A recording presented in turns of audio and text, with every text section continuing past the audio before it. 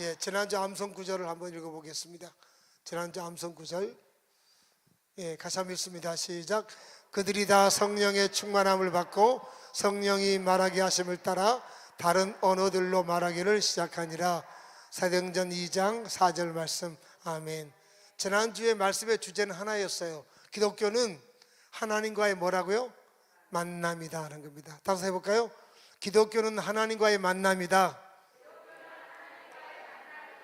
우리의 신앙은 하나님과의 만남이다. 아멘. 네. 사람이 성장하기 위해서는 여보라 나보다 나은 사람을 보고 배워야 합니다. 그래서 뭐 할아버지가 손주한테도 배울 것이 있다 그러잖아요. 그래서 우리가 나은 그리스도인, 지금보다 더 나은 그리스도인이 되기 위해서는 나보다 나은 사람을 보면서 그들을 눈여겨보면서 아, 나도 저렇게 하면 되겠구나 하는 것을 배워야 한다는 것이죠. 여러분, 그 성경에 보면 멋있는 하나님의 사람들이 많이 등장하는데 그 중에 대표적인 인물이 누구냐면 여호수아입니다. 여호수아. 오늘 읽은 말씀을 보면 여호수아가 110세 때 이제 이 땅을 떠나 하나님 본향으로 올라가게 되는데 아마 100살이 넘은 다음에 그 마음속에 무슨 생각이 있냐면 우리 후손들에게, 후배들에게 중요한 것을 가르쳐 줘야겠다 하는 마음을 가지고 여기 보면 젊은 후배들을 다 지도자급에 있는 사람들을 불러 모아놓고 그가 이제 그들에게 자신의 100년의 생애 가운데 경험을 통해서 무엇이 중요한가 하는 것을 가르치는 내용입니다. 아마 상상하기는 100세가 넘었기 때문에 서 있기 힘들어서 의자에 앉아 있었을 것이고 또 많은 사람들이 빽빽하게 앉아가지고 그 100세가 넘은 그 백전노장의 여호수아 입에서 도대체 무슨 말이 나올까 하면서 귀를 기울이고 굉장히 주목했을 거예요. 뭐 젊은 사람이 얘기하면 젊은 사람 안에서는 뭐가 이렇게 많이 나올 수 있겠어요. 그런데 100세가 넘은 100년 동안 하나님을 경험한 그 여호수아 입에서 도대체 무엇이 나올까 하는 생각을 가지고 귀를 기울이고 눈을 초롱초롱 하면서 듣고 아마 있었을 것입니다. 여러분, 그 100세가 넘은 이 어른이 그들에게 인생이 중요한 건 뭐냐? 뭐 책임감이 있어야 된다, 습관이 중요하다, 성실함이 중요하다, 집중력이 중요하다, 좋은 인간관계가 중요하다, 적극적인 태도가 중요하다, 이런 말을 얼마든지 할 수 있지만 그런 한마디 말도 하지 않습니다. 그래서 이 노령의 여호수아가 앉아서 그 후손들에게 던지는 주제는 딱 하나입니다. 이거예요. 하나님과 좋은 관계를 가져야 된다. 이것이 바로 그 100년을 살았던 100년 동안 하나님을 경험하였던 여호수아의 입에서 나오는 말이에요. 이 세상에서 가장 중요한 게 뭐냐? 뭐 실력도 중요하고 능력도 중요하고 인간관계도 중요하고 중요할지 몰라도 그것보다 훨씬 중요한 게 뭐냐면 하나님과의 관계가 중요하다 하는 것입니다. 여러분, 하나님과의 관계가 참 중요해요. 오늘도 우리가 주일날 예배 드리는 이유가 뭐예요? 하나님과의 관계의 중요성 때문에 예배 드리는 거잖아요. 아무리 우리가 똑똑하고 뭐 능력이 있어 보여도 하나님과의 관계가 무너져 버리면 전체가 다 무너지는 거예요. 여러분, 그래서 하나님과의 관계를 잘 여러분 우리가 가져야 되는데, 그렇다면 하나님과의 좋은 관계를 갖는다는 것이 구체적으로 어떤 것일까 하는 것입니다. 자, 우리 한번 오늘 읽은 말씀 가운데 3절의 말씀을 보겠습니다. 3절의 말씀. 자, 같이 한번 읽겠습니다. 시작. 너희 하나님 여호와께서 너희를 위하여 이 모든 나라에 행하신 일을 너희가 다 보았거니와 너희 하나님 여호와 그는 너희를 위하여 싸우신 이시니라. 아멘. 백세의 백세의 어른이 앉아가지고 떨리는 목소리로 이야기를 하는 거예요. 너희 하나님 여호와께서 너희를 위하여, 이스라엘을 위하여 가나안에 들어와서 행하셨던 것을 너희가 다 받지 않느냐. 하나님은 너희를 편이 되어서 너희를 위하여 싸우신 분이시다 하면서 그 가나안 정복 전쟁을 한마디로 쭉 설명을 하는 거예요. 여러분, 하나님이 전능하신 분이셔서 이 놀라운 가나안 정복을 마치게 되었다 하면서 그가 이야기를 하는데, 그 떨림 가운데서 나타나는 첫 번째는 이겁니다. 뭐냐면 하나님을 높이라 하는 것입니다. 하나님을 높이라 하는 거예요. 여러분, 얼마든지 여호수아는 자기의 영적인 무용담을 말할 수 있어요. 말이지, 내가 기도했더니 태양이 멈췄어. 내가 그냥 하나님 말씀 믿고 그냥 벗개를 메고 그 물이 창궐한 요단강에 들어갔더니 그 요단강이 갈라졌어 하면서 자기의 영적인 무용담을 얼마든지 말할 수 있습니다. 근데 그는 그렇게 말하지 않습니다. 그는 뭘 말하는 거예요? 이 모든 것이 다 바로 뭐냐면 하나님이 하셨다, 하나님이 하신 일이다 하면서 하나님을 높인다는 것이에요. 그러면 자기는 여호수아가 한 일이 뭔가, 아마 누가 딱 질문을 던졌던 모양이에요. 그런데 4절의 말씀 볼까요? 자, 같이 한번 읽습니다. 시작. 보라, 내가 요단에서부터 해지는 쪽 대까지의 남아있는 나라들과 이미 멸한 모든 나라를 내가 너희를 위하여 제비 뽑아 너희의 지파가 기업이 되게 하였느니라. 이렇게 말합니다. 내가 한 일은 하나님이 주신 땅 제비 뽑아서 땅 분배하는 것밖에 한 게 없어, 이렇게 말하는 거예요. 왜 그게 한 게 없어요? 그는 한 게 참 많지만 그는 하나님 앞에서 언제나 자기를 낮추고 하나님을 높인다는 것입니다. 이것이 바로 뭐냐면 하나님과의 좋은 관계를 갖는 모습이라는 것입니다. 우리가 세상을 살아가면서 하나님과의 좋은 관계를 우리가 맺어야 하는데, 좋은 관계를 가진 사람들은 항상 삶 가운데, 말하는 가운데 하나님을 높입니다. 그게 바로 하나님 앞에 겸손함이에요. 사람이 무엇이 잘 되고 잘 나가게 되면 마치 잘 되고 잘 나가는 근거가 내 자신에게 있는 것처럼 착각을 하기 쉬워요. 그래서 나를 높이기가 쉽다라고 하는 거예요. 우리 한번 에베소서 2장 8절의 말씀을 한번 보겠습니다. 에베소서 2장 8절. 자, 같이 한번 읽습니다. 시작. 너희는 그 은혜에 의하여 믿음으로 말미암아 구원을 받았으니 이것은 너희에게서 난 것이 아니요 하나님의 선물이라. 자, 보세요. 하나님의 구원은 뭐 플러스 뭐예요?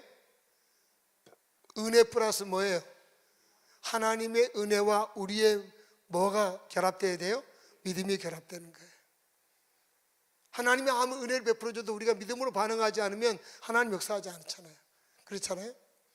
자, 여러분 보세요. 요단강을 사람들이 건넜어요. 물이 창궐한 요단강을 막 믿음으로 그들이 들어갔더니 요단강에 물이 점점 마르기 시작하더니 요단강을 건넜어요. 요단강을 건넌 사람들은 두 가지의 반응을 합니다. 어떤 사람은 이렇게 말합니다. 우리가 하나님의 은혜로 건넜어, 이렇게 말을 해요. 두 번째 사람이 이렇게 말합니다. 우리가 믿음으로 건넜어, 이렇게 말해요. 자, 어느 말이 맞아요? 1번이 맞습니까? 2번이 맞습니까? 예? 대답을 좀 해주셔야지, 물어보면. 김영 집사님, 1번이 맞아요? 2번이 맞아요? 둘 다 맞아요. 둘 다 맞아요. 둘 다 맞는 얘기예요. 둘 다 맞는 얘기예요. 그런데 둘 다 맞지만 우리가 해야 될 말은 뭐냐면 하나님의 은혜로 건넜습니다. 이렇게 말하면서 하나님을 높여야 한다는 것입니다. 이것이 우리에게 중요해요. 어떻게 이 어려운 시기에 사업을 이렇게 잘 번성해 나가세요? 하나님이 도우셨습니다. 하나님의 은혜 때문입니다. 이렇게 말해야 한다는 거예요. 어떻게 자녀들을 그렇게 잘 키우셨어요? 그럼 막 자녀의 교육 방법을 막 알려주려고 하면 안 되고 뭐라고 말해야 돼요? 하나님이 키우셨어요. 하나님이 도우셨어요. 나는 한 것 없는데 하나님이 은혜를 주셨어요. 이렇게 하나님을 높여야 한다는 것입니다. 이것이 바로 뭐냐면 하나님과의 관계를 잘 세우는 것입니다. 바울 사도가 하나님의 일을 참 멋지게 많이 했어요. 그때 주변에 있는 많은 성도들이 바울에게 말합니다. 아니, 바울 사도께서는 어떻게 이렇게 하나님 일을 이렇게 크게 할 수 있습니까? 참 대단하십니다.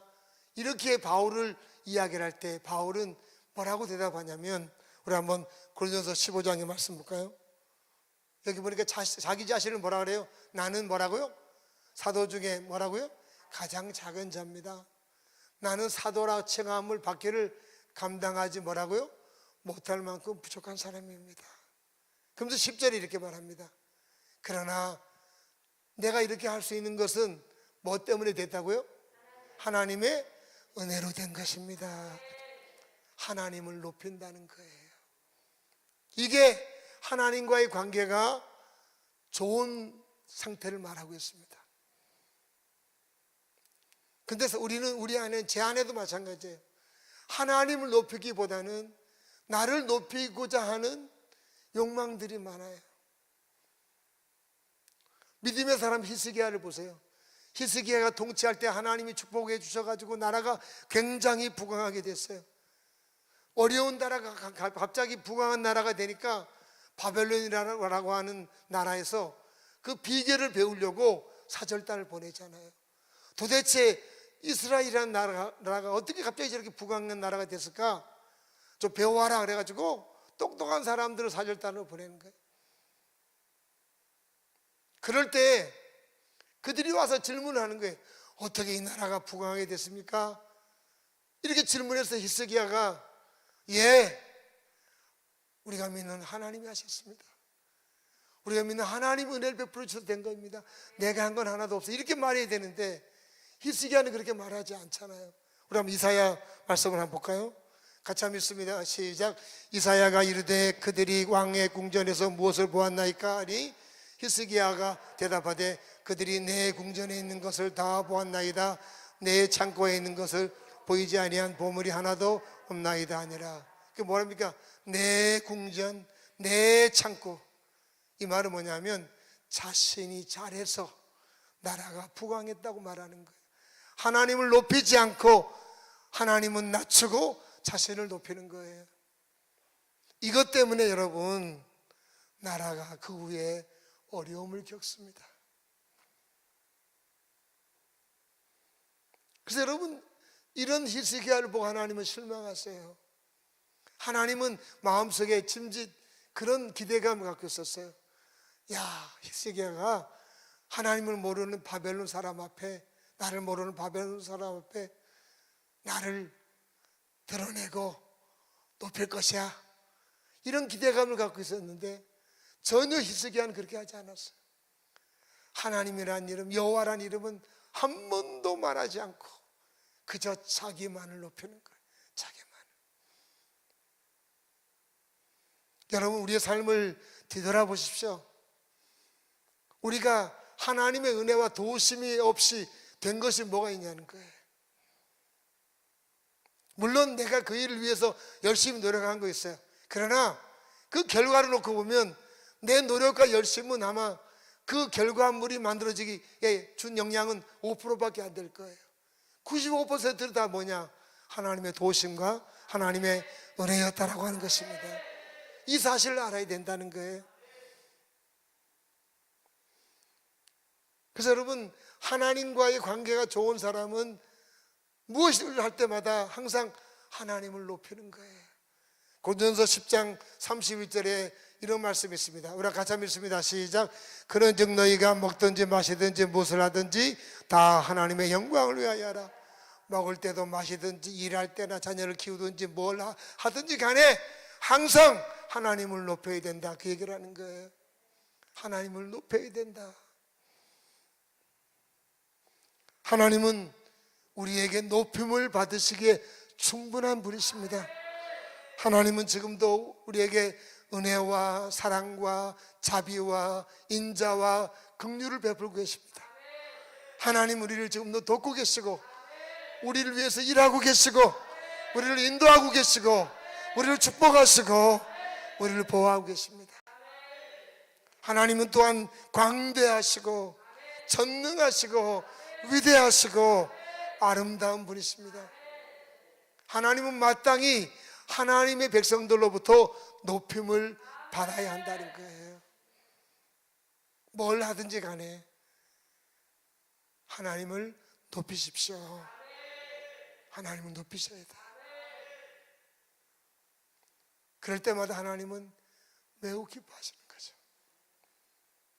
예, 하나님의 은혜 때문이죠. 하나님이 도와서 그런 거죠. 여러분, 이것이 바로 하나님과의 좋은 관계를 갖는 맺은 구체적인 모습이다 하는 것입니다. 그런 은혜가 있기를 바랍니다. 두 번째는 뭐냐면요, 우리 한번 6절의 말씀, 6절의 말씀 같이 한번 읽습니다. 시작. 그러므로 너희는 크게 힘써 모세 율법책에 기록된 것을 다 지켜 행하라. 그것을 떠나 우로나 좌로나 치우치지 말라. 뭐라 말씀합니까? 모세의 율법, 하나님 말씀을 다 지켜 뭐라고요? 행하라. 두 번째 이겁니다. 먼저 하나님 앞에 순전함을 가지라 하는 것이에요. 뭘 가지라고요? 순전함을 가지라. 저희 교회 이제 부목사님이었던 우건호 목사님이라고 하는 분이 아들이 둘이 있어요. 큰 아들이 이제 대영이하고 친구, 대영이 나이인데 그 사모님이 자기 아들을 이렇게 얘기하더라고요. 목사님, 우리 큰애는요 학교 가면 선생님이 하지 말라는 거는 절대로 안 합니다. 하라는 것만 한다는 거예요. 선생님이 이렇게 하지 마 그러면 절대로 안 한대요. 이거 해 그러면 무조건 한다는 거예요. 그게 바로 뭐냐? 순전함이에요. 순전함. 영적으로 순전한 사람의 특징은요, 하나님이 하라고 하면 그렇게 하고 하나님이 하지 말라 하면 안 하는 사람이에요. 사람들이 볼 때는 순전한 사람을 뭐라 그런지 아세요? 답답하다 그래요. 아이고 저 꽉 막힌 사람, 융통성이 없는 사람, 이렇게 사람들은 그를 부릅니다. 그러나 하나님은 그를 뭐라고 말하냐면 그는 내게 순전한 사람이다, 이렇게 부른다는 것입니다. 여러분, 여호수아가 처음에 지도자가 됩니다. 모세가 죽고 나서 생각지도 못하게 하나님이 자기를 이스라엘의 지도자로 세웠을 때 하나님이 찾아오셔서 그에게 주신 말씀이 이 말씀이에요. 여호수아 1장 말씀 볼까요? 같이 한번 읽습니다. 시작. 오직 강하고 극히 담대하여 나의 종 모세가 내게 명령한 그 율법을 다 지켜 행하고 우로나 좌로나 치우치지 말라.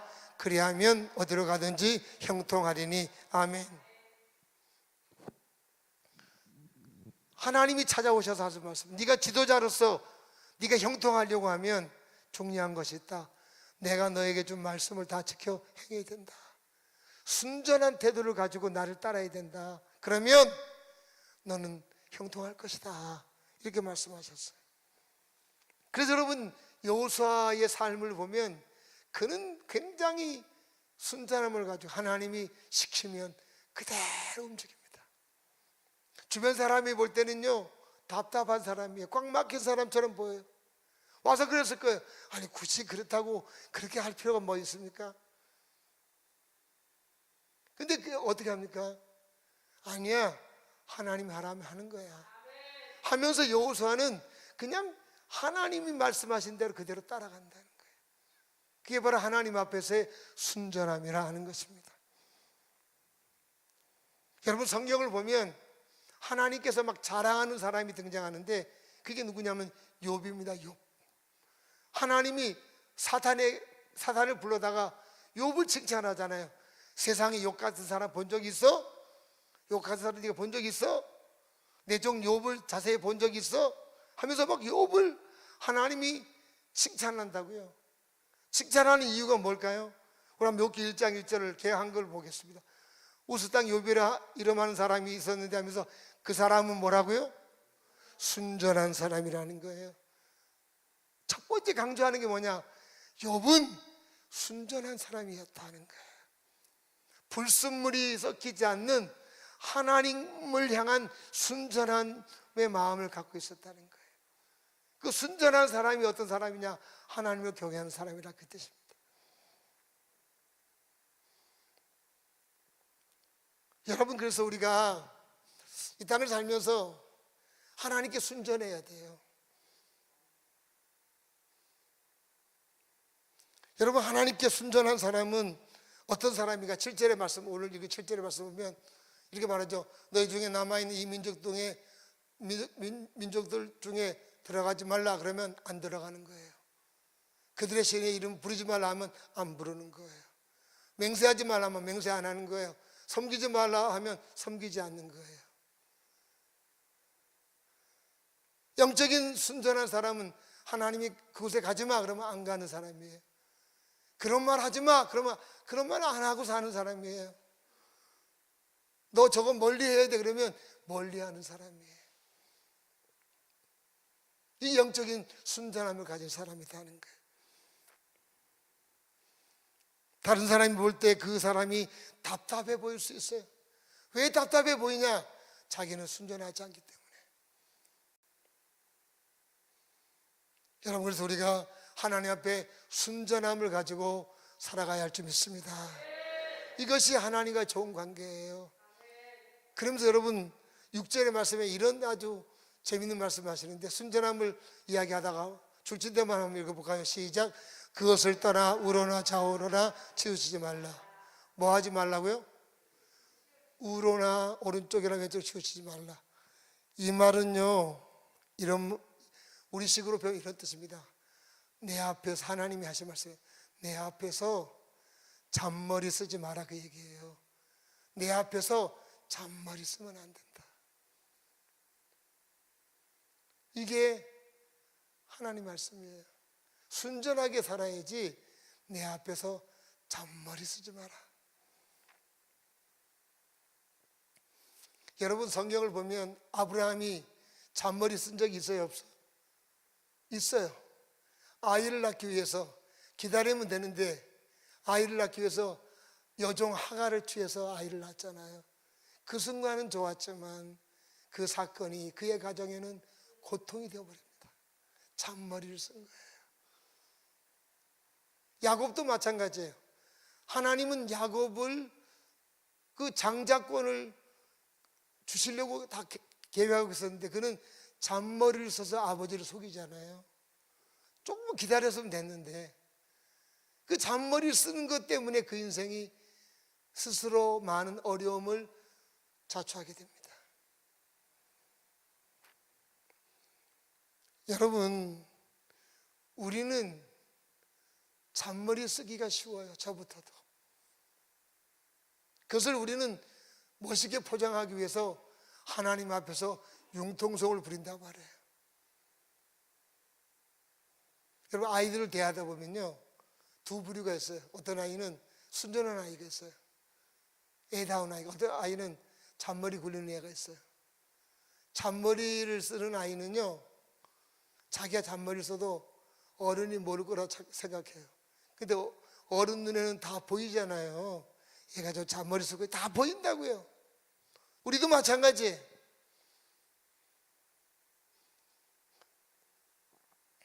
우리가 하나님 앞에 잔머리를 쓰면 하나님 모를 줄 아는데 하나님도 알고 계세요. 하나님 눈에는 다 보이는 거예요. 그래서 하나님께서는 우로나 좌로나 치우치지 말라. 네가 자꾸 잔머리 쓰면서 나를 쫓으려고 하지 말고 순전함을 갖고 나를 따라야 된다, 이렇게 말씀하시는 겁니다. 여러분, 신앙인들이 언제 잔머리를 많이 굴릴까요?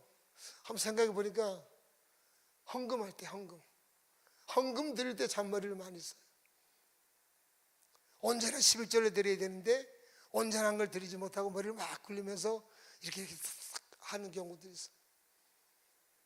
이렇게 드리고 나면 내 가정이 어려움이, 좀 쓸 돈이 없는데 어떡하지 하면서 우리가 머리를 굴리면서 그런 것들을 자꾸만 계산한다.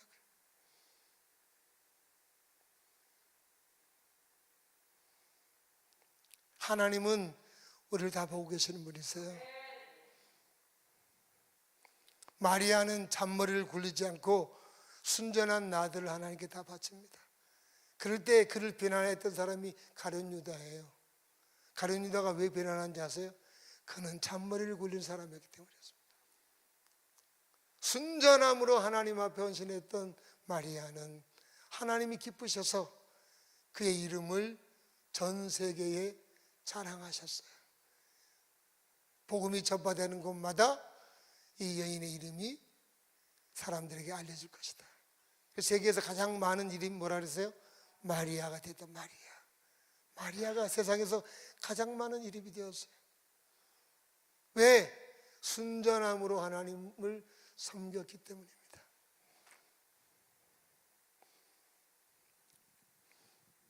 여호수아 1장 7절의 말씀을 다시 한번 볼까요? 자, 하나님께 순전하게 잘 따르면 맨 마지막에 그리하면 뭐라고요? 어디로 가든지 어떤다고요? 형통하리라. 잔머리 쓰지 말고 나를 순전하게 따라. 그러면 내가 너를 책임질 거야. 내가 너를 도울 거야. 이렇게 말씀하시는 거예요. 여러분, 우리 안에 순전함이 있길 바랍니다. 순전해야 돼요. 순전하셔야 됩니다. 하나님은 그것을 원하세요. 하나님께 순전한 사람이 하나님과 좋은 관계를 가진 사람이에요.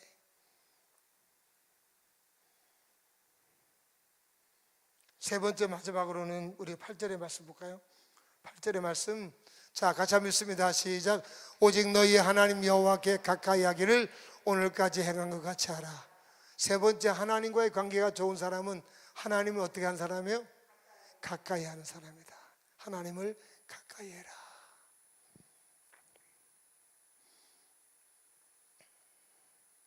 하나님 우리를 굉장히 좋아하시잖아요. 하나님은 항상 우리 얼굴을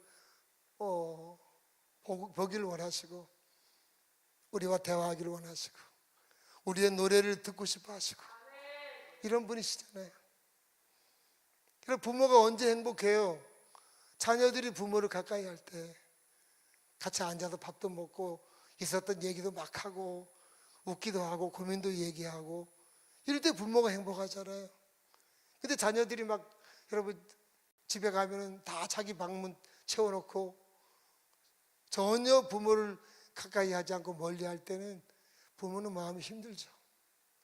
내가 헛살았나, 이런 생각이 든다고요. 여러분, 우리가 이 땅을 살면서 하나님과 좋은 관계를 더욱더 가지려면 하나님을 더 가까이 하려고 우리가 애를 써야 한다는 것입니다. 하나님께 더 가까이 하려고 하는 거예요. 여러분, 하나님께 가까이 하면 하나님이 너무 좋으셔서 어떤 일을 이루시냐면, 우리 한번 10절의 말씀 볼까? 10절의 말씀. 자, 같이 한번 읽습니다. 시작. 너희 중 한 사람이 1000명을 쫓으리니 이는 너희의 하나님 여호와 그가 너희에게 말씀하신 것 같이 너희를 위하여 싸우심이라. 아멘. 하나님을 가까이 하면 너희 중 네 한 사람이 몇 명을 쫓아낼 만한 일들을 벌이시겠다고요? 1000명을 쫓아낼 만한 일을 벌이시겠다. 내가 어떻게 1000명을 쫓아내요? 이 말은 이런 뜻입니다. 뭐냐? 내가 네 삶 가운데 개입해서 놀랍게 너희 편이 돼서 너를 도와줄 것이고, 마치 네가 1000명을 쫓아낼 만한 그런 결과들을 네가 얻게 만들어 주겠다. 이게 하나님의 말씀이에요. 우리 힘으로는 불가능하지만 하나님이 하시면 되는 거 아닙니까? 하나님이 하시면. 하나님은 하나님을 가까이 하는 사람을 좋아하신다는 거예요. 우리가 그래서 신앙생활 하면서 하나님을 더 가까이 하려고 하는 적극적인 태도가 필요해요. 예배의 자리도 더 하나님께 가까이 하려고 하고, 기도의 자리도 마찬가지예요. 저도 저 군대 갔다 와서 회사 생활을 했었는데, 제가 항상 수요일 되면은 그런 얘기 했었어요. 부장님한테, 부장님, 제가 수요일 날은 꼭 제가 6시에는 퇴근해야 됩니다. 왜? 그러면 꼭 제가 수요일 날은 반드시 만날 분이 있어서 가야 된다고. 수요 예배 드리려고 항상 청년 때 그렇게 했어요. 그래서 회사 생활 끝나온 정신없이 막 준비해가지고 수요 예배 참석하고 갔던 그런 기억이 항상 있어요.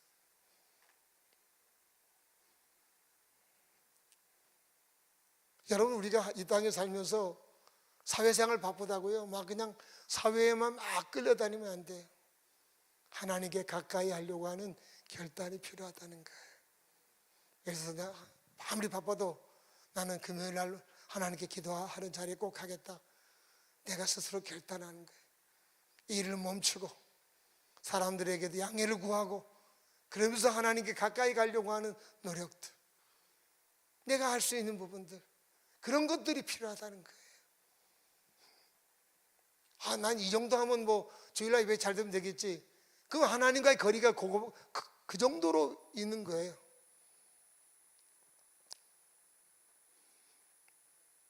하나님을 더 가까이 하고자 하는 노력과 의지와 결단을 하나님은 원하신다는 거예요.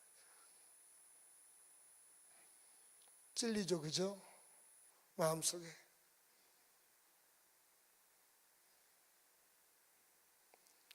여러분, 그래서 하나님을 가까이 하고자 하는 생각을 놓치게 되면요, 나도 모르게 세상을 가까이 하기 시작합니다. 나도 모르게. 우리 한번 오늘 23장의 12절 13절 볼까요? 12절 볼까요? 같이 한번 읽습니다. 시작.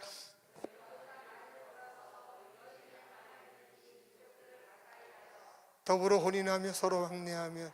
하나님을 멀리하게 되면 너희 중에 남아있는 민족들을 가까이 하게 된다는 거예요. 세상 가까이 하게 된다. 그런 어떤 일이 벌어질까? 13절에 볼까요? 자, 13절을 뭐라고 시작합니까? 확실히 너희들이 알아야 된다. 확실히 알아야 된다, 그 얘기를 하는 거예요. 확실히 알라. 그 다음에 한번 읽어볼까요? 시작. 너희 하나님 여호와께서 이 민족들을 너희 목전에서 다시는 쫓아내지 아니하시. 됐습니다. 하나님을 멀리하고 세상을 가까이 하게 되면 너희들이 확실히 알아야 돼. 100세의 노령의 여호수아가 말하는 거예요. 뭐라 말합니까? 너희 안에 있는 민족들을 하나님이 쫓아내지 않는다. 이 말은 이런 뜻입니다. 하나님의 일하심이 네 삶 속에서 중단되어진다, 그 얘기를 하는 거예요. 하나님의 역사하심과 하나님의 도우심이 이 삶 가운데서 중단되어진다, 그 얘기를 하시는 거예요. 여러분, 하나님이 우리 삶 가운데 역사하셔야 되지. 내 힘으로 우리가 할 수 있는 게 뭐가 있어요? 근데 하나님을 멀리하고 그냥 세상의 것들만 가까이 하게 되면 하나님의 역사가 멈춰진다는 겁니다. 얼마나 여러분 안 좋은 결과에. 그러면서 그들이 그 다음에 이렇게 말씀하죠. 다시 보여주세요. 이렇게 말씀합니다. 그들이 너희에게 뭐가 된다고요? 올무가 되고, 두 번째는 덫이 되고, 세 번째는 채찍이 되고, 네 번째는 가시가 된다. 이 말은 뭡니까? 하나님을 멀리하면 삶 가운데 많은 어려움을 스스로 자초하게 될 것이다 하는 것입니다. 이게 하나님 백성들의 삶이라 하는 것입니다. 여러분, 그래서 우리가 해야 될 중요한 것, 하나님을 가까이 하셔야 돼요. 지금보다 더 가까이 하면 할수록 내 자신에게 좋은 거예요. 어떤 사람들은 이렇게 말합니다. 그냥 뭐 너무 하나님께 가까이 하고 그러면 너무 그저 힘들고 그런 거 아니야? 세상 물정 모르는 거 아니야? 세상에서 뒤처지는 거 아니야? 이렇게 말할 수 있어요. 그러나 하나님은 그렇게 말씀하지 않으세요. 지금 100년의 삶을 살았던 그 노령의 여호수아도 말하는 거예요. 하나님을 가까이 해야 된다. 이게 너희에게 중요하다는 거예요. 우리 한번 시편 73편의 말씀을 볼까요? 28절의 말씀만 보요. 28절. 자, 같이 한번 읽습니다. 시작. 하나님께 가까이 함이 내게 복이라. 내가 주 여호와를 나의 피난처로 삼아 주의 모든 행적을 전파하리이다. 아멘. 그것도 27절의 말씀 앞에 거 20절 같이 한번 읽어볼까요? 시작. 무릇 주를 멀리하는 자는 망하리. 아멘. 됐습니다. 어떤 사람이 망한다고요? 하나님을 멀리하면 망한다는 거예요. 하나님 백성들이 하나님을 멀리하면 그는 참 어리석은 삶이라는 거예요. 하나님을 가까이 한다고 시간을 내서 일을 중단하고 예배 자리에, 기도의 자리에 이렇게 오면 사람들이 볼 때 세상 물정 모르는 사람처럼, 세상에 도태되는 사람처럼 그렇게 말할 수 있어도 하나님은 그렇게 말씀하지 않아요. 28절에 하나님이 이렇게 말씀하시잖아요. 하나님께 가까이 함이 너에게 뭐라고요? 복이다. 하나님 입장에서 이렇게 말하는 거죠. 나를 가까이 하는 게 너한테 복이야. 나를 가까이 하는 것만큼 너에게 복이다 하는 것입니다. 사랑하는 성도 여러분, 우리가 이 어려운 시기에 살고 있고 하나님을 가까이 하기가 어려운 시대에 우리가 서 있습니다. 그렇다고 해서 그냥 세상이 그러니까 어쩔 수 없어요 라고 세상이 흘러가는 대로 우리가 그냥 딸려가 버리면 나도 모르게 하나님을 멀리하게 됩니다. 우리가 하나님 나라에 속한 사람임을 기억하면서 상황이 어렵고 힘든 부분들이 우리가 있지만 하나님을 더 가까이 하려고 하는 애씀과 결단이 우리 가운데 있어야 한다는 것입니다. 하나님을 가까이 하는 게 복이에요. 그게 복이에요. 하나님을 멀리하는 게 어리석음이에요. 예배 자리에 잘 오셨는데 하여튼 어떻게 하면 내가 하나님께 가까이 갈까 고민하셔야 돼요. 고민하셔야 됩니다. 우리 인생은 하나님과의 관계가 가장 소중합니다. 하나님과의 관계를 어떻게 내가 잘 설정하고 살 것인가. 다른 거 뭐 능력 있고 젊은 사람들은 뭐 좋은 학교 다니고 나오고 뭐 좋은 직장, 그런 것보다 더 중요한 것은 뭐냐? 하나님과의 관계예요. 영훈이가 안산에서 예배드리러 왔는데 이 안산은 얼마나 멀어요? 수진이가 저 시골에서 예배드린다고 왔어요. 여러분, 뭐 불일하게 준비해서 오는 모습을 하나님은 다 지켜보시잖아요. 야, 네가 나를 가까이 하려고 네가 이렇게 애를 쓰는구나. 하나님 다 보고 계시는 거예요. 다 보고 계시는 거예요. 여러분, 또 우리가 하나님께 가까이 해야 합니다. 그럼 늘 하나님께 순전함을 가지고서, 순전함을 가지고, 그리고 매사가 하나님의 은혜임을 깨닫고 항상 하나님을 높이시기 바랍니다. 그렇게 할 때 하나님이 기뻐하시고요, 하나님의 일하심들을 우리의 삶 가운데서 많이 우리가 경험하게 되는 것입니다. 하나님을 가까이 하는 것이 우리에게 복입니다.